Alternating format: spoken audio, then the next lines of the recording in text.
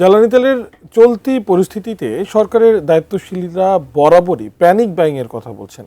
Feeling স্টেশনগুলোতে এটি আসলেই হচ্ছে কিনা জানার চেষ্টা করেছেন সহকর্মী সাজিদা সুইটি।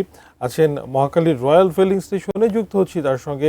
সাজিদা সুইটি, এই মুহূর্তে ফিলিং স্টেশনের জন্য লাইনে তেলের জন্য লাইনগুলো আসলে কত বড়? প্যানিক বাইংয়ের কারণে কি এত বড় লাইন? এখানে একজন ভাইয়া আছেন, একটু কথা বলি।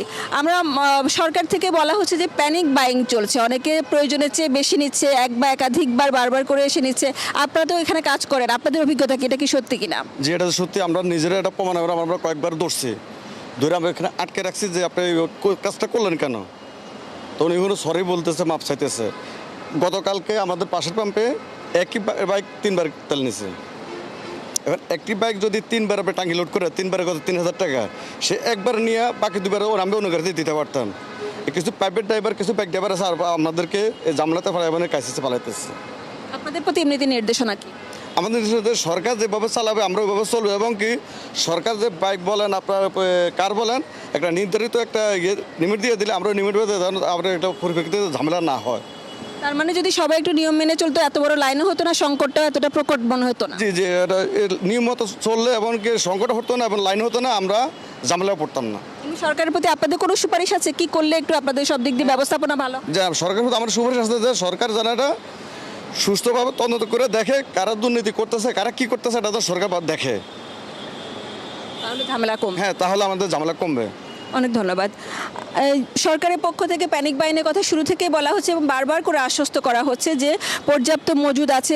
বিশেষ করে সকালে জ্বালানি প্রতিমন্ত্রী তিনি চট্টগ্রামে একটি আয়োজনে বলেছেন যে শুধুমাত্র এপ্রিল আর মেতে যে মজুদ পূর্ণ আছে সেই ব্যাপার যেমন তিনি আশ্বস্ত করছেন, সেই ব্যাপারে এটাও বলছেন যে জুনের জন্য তারা এখন মজুদ রাখছেন। মালয়েশিয়া থেকে যাতে করে অপরিশোধিত তেল হলেও যেন তারা নিয়ে আসতে পারেন সেই বন্দোবস্ত চলছে।